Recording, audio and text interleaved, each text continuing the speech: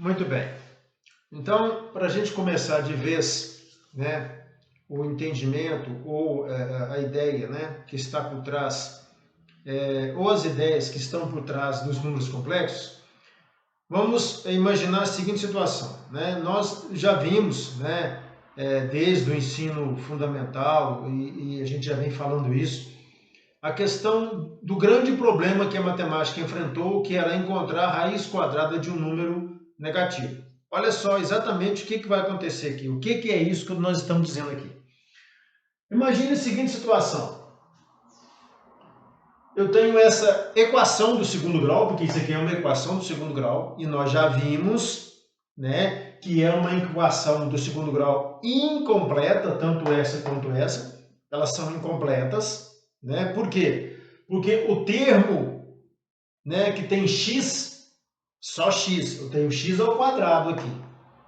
X ao quadrado eu tenho.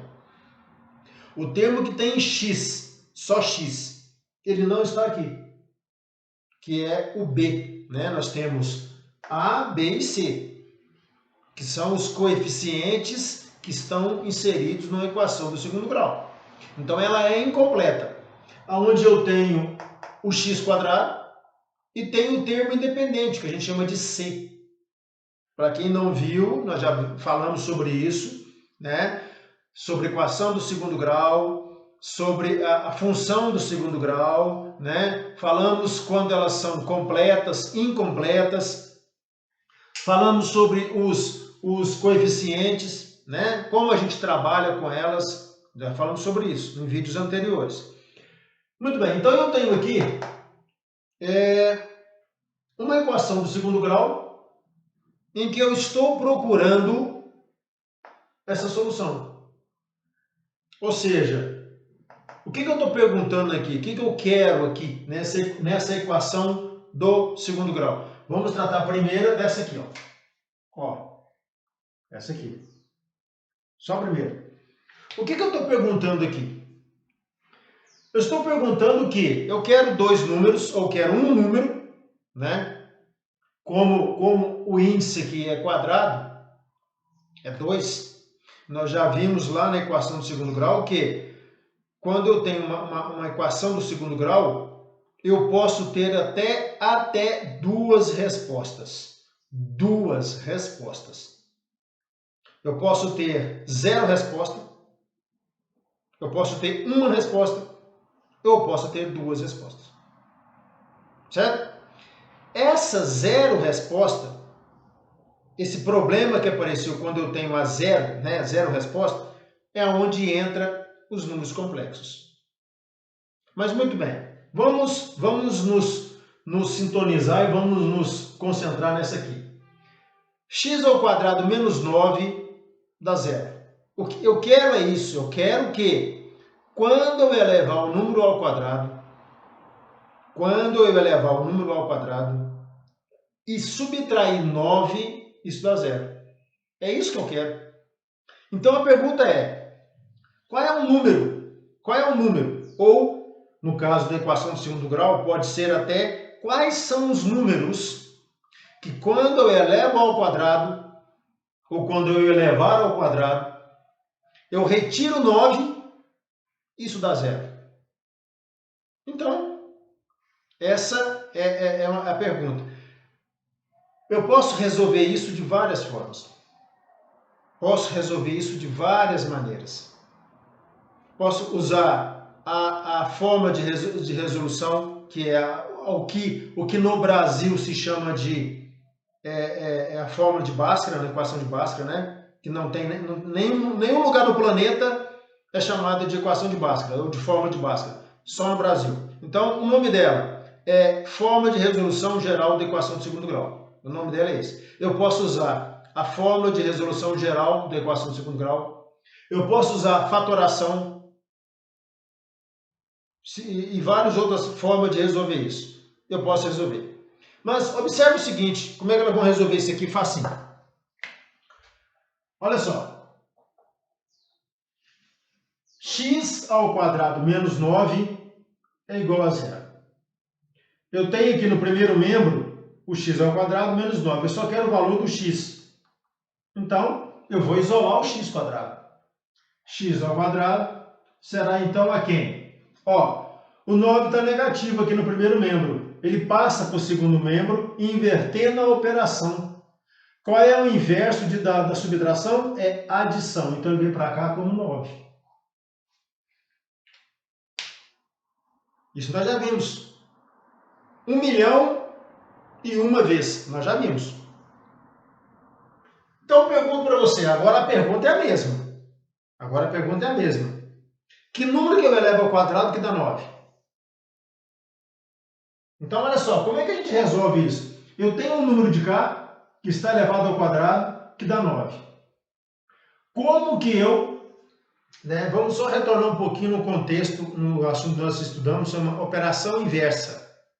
Como que eu consigo extrair a raiz quadrada de cá e de cá? Porque eu preciso fazer isso. Eu preciso fazer isso. Por quê? Porque eu estou elevando um número ao quadrado que resulta em 9. Mas eu preciso extrair essa raiz daqui porque eu preciso de um x só. Eu não preciso do x ao quadrado, eu preciso de x. Mas ele está elevado ao quadrado.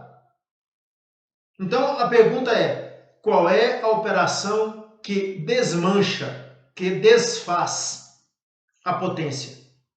É a raiz. Mas, que raiz? A raiz quadrada. Por que a raiz quadrada? Porque eu estou elevando ao quadrado. Então, para desfazer uma potência ao quadrado, eu extraio a raiz quadrada. Então, eu vou extrair a raiz quadrada de cá. Pronto. Extrair a raiz quadrada de cá. Eu estou cancelando, eu estou desfazendo a potência de se elevar ao quadrado. Então, eu estou extraindo a raiz quadrada. Por que eu sei que isso aqui é raiz quadrada? Porque, embora a gente sabe que não está escrito, mas tem aqui um 2, ó. Um 2. Tá lá. Isso aqui, gente, é só uma revisão, hein? Nós já vimos isso. É uma revisão. Mas, muito bem. Então, eu extraio a raiz quadrada do meu primeiro membro, que é aqui o x ao quadrado. Só que isso aqui não é uma equação igual, não é uma equação, não é uma balança em que o meu primeiro membro é exatamente igual ao segundo membro. É isso que está dizendo aqui, ó. E isso de cá é igual ao de lá. Isso de cá é igual ao de lá. Então, se eu exerço esse poder de extrair a raiz quadrada de cá do meu primeiro membro, eu sou obrigado a exercer o mesmo poder do outro lado, para manter a igualdade, a equação. Então, o que eu vou fazer? Eu vou extrair a raiz quadrada de 9. Ó.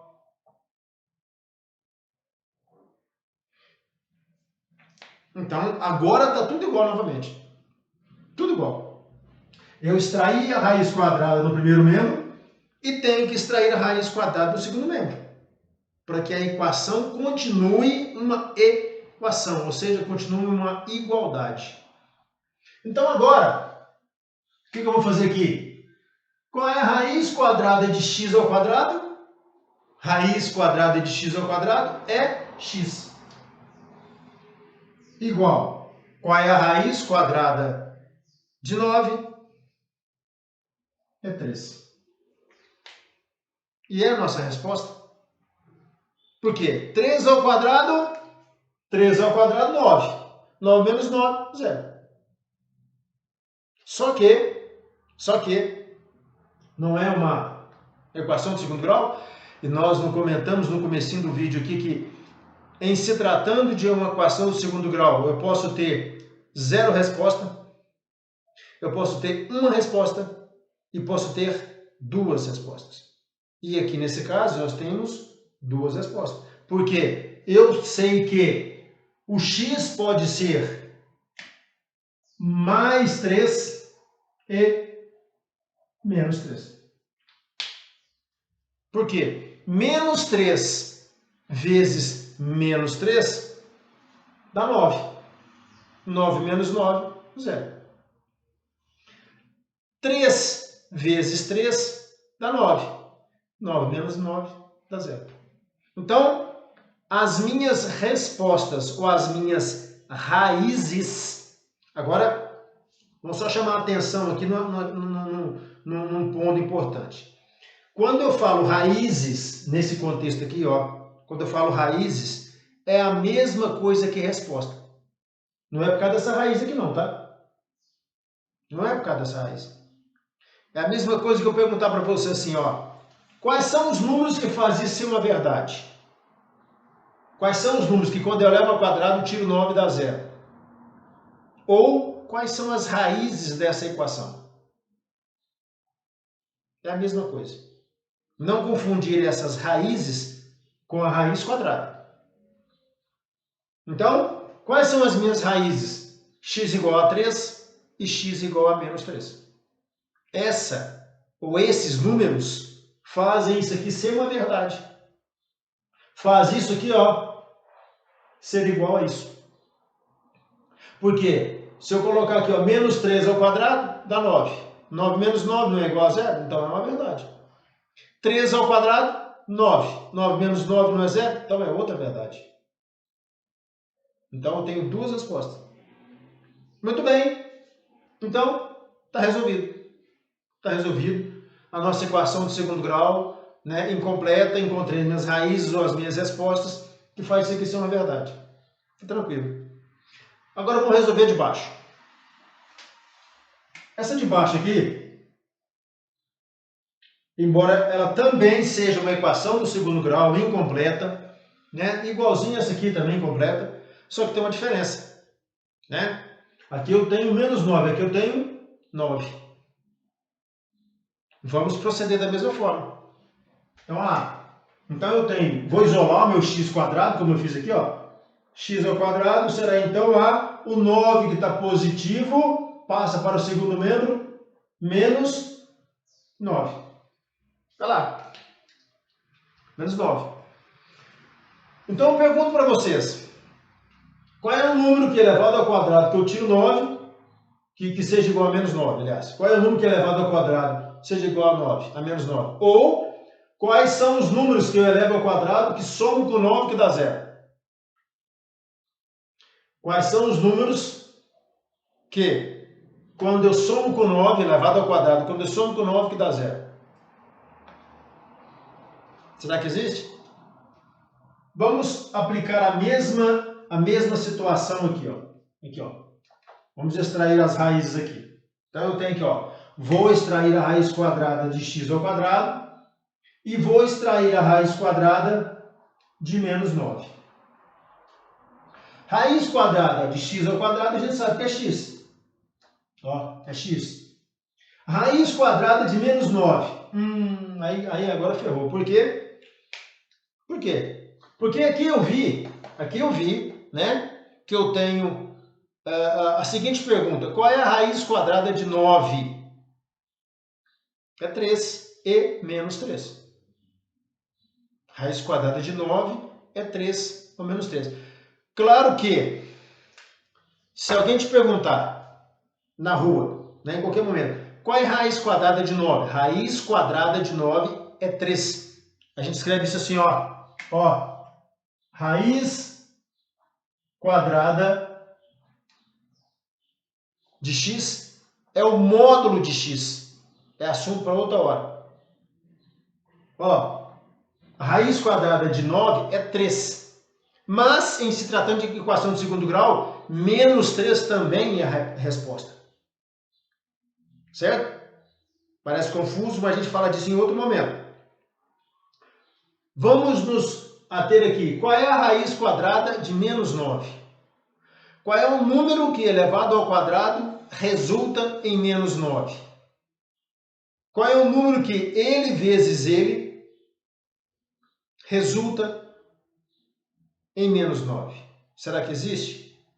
Vocês lembram quando eu comentei sobre o 4? Raiz quadrada de menos 4? Você pode pensar assim, é menos 2. Então vamos lá. Menos 2 vezes menos 2. Por quê? É elevado ao quadrado, né? Então é ele vezes ele. 2 vezes 2, 4. Negativo vezes negativo dá positivo. Opa! Então não é menos 4. Diferente de menos 4. Então, professor, é 2 e menos 2. Então vamos lá. Menos 2 vezes 2. 2 vezes 2 é 4. Menos vezes mais é menos. Opa, chegamos em menos 4. Mas menos 2 é diferente de 2. Então não é o mesmo número. Ou eles não são os mesmos números. Nós já vimos isso. Então, volta a pergunta. Qual é o número que é elevado ao quadrado a menos 9? Resposta: não existe. Essa é a resposta. Não existe ainda. Ó, não existe no conjunto dos reais. Não existe ainda, mas agora vai existir. Agora nós vamos encontrar qual é o número que quando eleva-se ao quadrado dá menos 9. Muito bem. Que número é esse?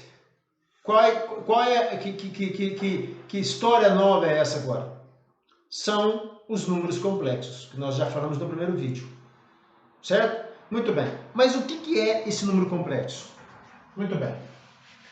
Os números complexos, nós já vimos, é o maior conjunto numérico que nós temos, que nós utilizamos dentro da matemática para nosso mundo real aqui. Por que eu friso isso? Porque existem áreas da matemática, existem campos da matemática que está muito acima da nossa compreensão aqui. Está muito acima da nossa realidade. Matemática super, ultra, mega avançada, em que o contexto dela é outro, é outra finalidade, são problemas muito, muito difíceis para a gente, no momento, para a gente agora entender. Mas existem muitos outros tipos de números que a gente não conhece, que a gente não estuda, que para nós aqui é irrelevante, não interessa para a gente agora, né? E esses números são usados para resolver essa outra matemática. Uma matemática que ainda não foi resolvida, uma matemática que ainda não foi entendida, uma matemática que você responde uma pergunta, aparece mais 300 outras perguntas, e os matemáticos que estão estudando, estão resolvendo essa matemática, estão trabalhando em cima dela porque ainda não foi resolvido. Mas para o nosso caso, para o nosso mundo aqui, até então, até os números complexos, eles estão respondendo tudo. Certo? Então vamos lá. Conjunto dos números, né? E agora conjuntos dos números complexos. Muito bem. A primeira coisa que nós temos que ver é o seguinte. O número complexo ele tem um nome. A gente vai colocar uma letra específica para ele. Uma letra do nosso alfabeto, uma letra que a gente conhece, e a gente vai chamá-lo, o número complexo, de Z. Z. Z. Z minúsculo, Z. E vamos dizer que o número complexo Z é igual a A mais BI. A mais BI. Aí você olha para essa coisa aqui, né? Você olha para esse negócio aqui, e o que você pensa? Em correr. Ir embora e nem olhar para trás. Mas não é nada disso. Não é nada disso. Porque esse aqui é o formato do número complexo. E ele, como eu até comentei, ele se divide em duas partes. Essa parte e essa parte. Mas olha só. Esse número A, ele é um número, ó, o A é um número que pertence ao conjunto dos números reais. Ele pertence ao conjunto dos números reais. E nós vimos lá naquele diagrama, no primeiro vídeo, o que é um número real. É um número qualquer. É um número qualquer. Então aqui pode ser negativo, positivo, raiz de 10, raiz de 6, raiz de 90, pode ser fração, pode ser qualquer número real. Então A é um número real. E B? B também é um número real. Então B também pertence ao conjunto dos números reais. Então, até então não mudou nada. Não mudou nada. O conjunto, o número complexo é um número que tem uma parte, né, que é o A, e tem uma parte que é o B. Esse A e B são números? São números. E que tipo de número? Real. Está dentro do conjunto dos números reais. Professor, mas esse I? Esse I, ele vem de uma outra palavra. De uma palavra da nossa língua portuguesa que se chama imaginário. Mas como assim, professor, imaginário? Calma. Calma, nós vamos entender agora mesmo o que é esse imaginário. Lembra de quando eu expliquei naquele vídeo curtinho ali sobre a potência de I? Essa parte, esse I, é de imaginário. Porque lá na história da matemática, uma história para a gente contar depois, os cientistas, os matemáticos começaram assim, mas e se a gente pensar que funciona assim, se a gente imaginar que funciona assim, até que alguém chegou e falou assim, gente, nós não temos que imaginar nada, funciona assim, porque é assim que é a matemática. Nós não temos que pensar e se, não é porque não é e se não, é porque é assim. Mas a conotação imaginária ficou. Isso é uma história da matemática. A conotação de imaginário ficou, tá certo? Nós não vamos entrar nesse detalhe porque não é para isso que nós estamos aqui. Mas esse I é a parte imaginária que nós vamos utilizá-la lá no plano de Argand-Gauss. Nós vamos usá-la lá para plotar, para colocar no gráfico ou no plano esses pontos. Muito bem. Sobre o I, eu vou dizer para vocês o seguinte, ó, isso é uma convenção matemática, ó. O I elevado ao quadrado é menos 1. Isso aqui, ó, é de suma importância. I ao quadrado é menos 1. Guardem isso lá na cabeça. Simples. I ao quadrado é menos 1. Certo? Muito bem. Mas voltando aqui agora aos números A e B. A e B. Nós sabemos que isso aqui, que esses números A e B, são números que fazem parte do conjunto dos números reais. E que os números complexos, que precisam dessas duas partes, esse número complexo, ele é dividido em duas partes. Ó, essa parte que contém o A e essa parte que contém o B. Como é que chama essa parte que contém o A? Essa parte que contém A, a gente vai chamar de parte real. Ó, parte real. E essa parte aqui, ó, parte imaginária.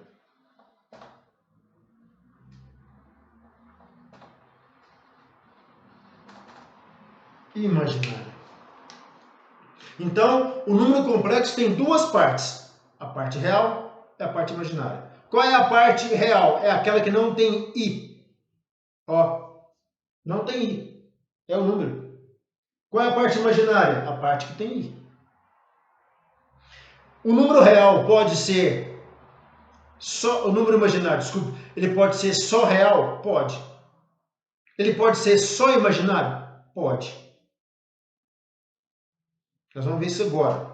Olha só. Muito bem. Apagando, para a gente ganhar um tempo, um espaço aqui. Observe o seguinte. Vamos fazer agora. Vamos colocar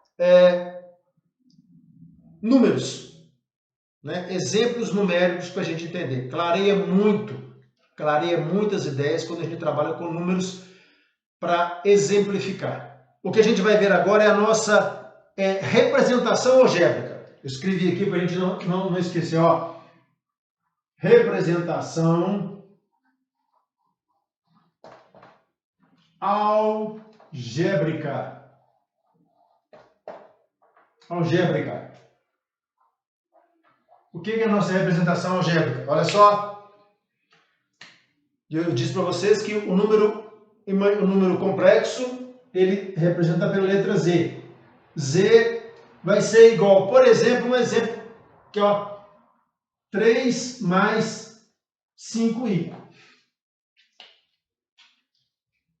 Parte real, parte imaginária. Ó, 3 não é um número real? Não pertence ao conjunto dos números reais? Tá aqui, ó, 3. Ó, 5 pertence ao conjunto dos números reais. 5 é um número inteiro, natural. Essa parte aqui, ó, 3, é a nossa parte real do número, é o nome da parte. Não é o nome do número. O número 3 é um número real, que pertence ao conjunto dos números reais.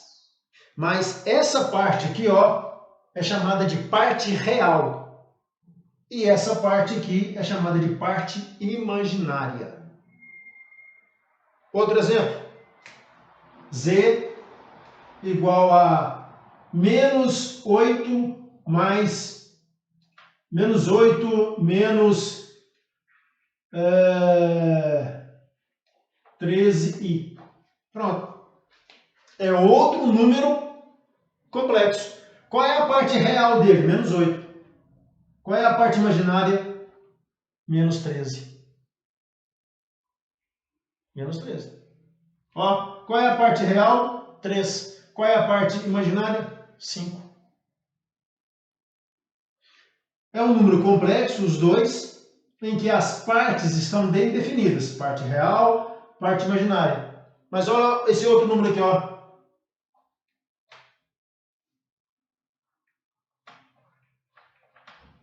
Isso aqui é um número complexo? É. É um número complexo. Professor, mas não está faltando a parte imaginária? Não, porque eu posso escrever assim, ó. Por exemplo, mais 0i. Quando se multiplica por 0, qual é o resultado? É 0. Então essa parte aqui não precisa. Então, esse número complexo, ele é estritamente real. Não tem parte imaginária. Ele é estritamente real. Aqui, ó, outro exemplo. Ó, z igual a menos 4i. Pronto. Esse aqui já não tem a parte real. Ele é puramente imaginário. Esse aqui é puramente real. Esse é o termo que a gente usa. Ou o número é puramente real, ou ele é puramente imaginário. Claro que esses dois exemplos aqui, ele tem a parte real e a parte imaginária, né? Mas ele também pode ser puramente real ou puramente imaginário. Correto? Vamos resolver alguns exemplos aqui para a gente só entender o tanto que isso aqui é simples. Olha só.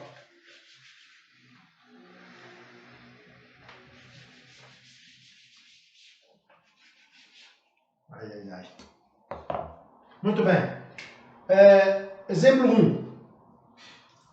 Z é igual a menos 10 mais 4i. Número 2. Z é igual a menos 3 oitavos. Número 3. Z é igual a raiz de 10i. Qual é a parte real desse número? Ó, parte real. Menos 10. Qual é a parte imaginária desse número? Imaginária, 4. Qual é a parte real desse número? Real menos 3/8. Qual é a parte imaginária? 0.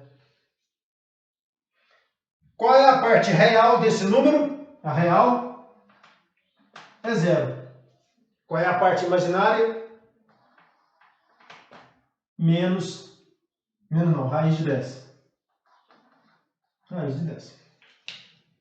Simples. Não tem mistério isso.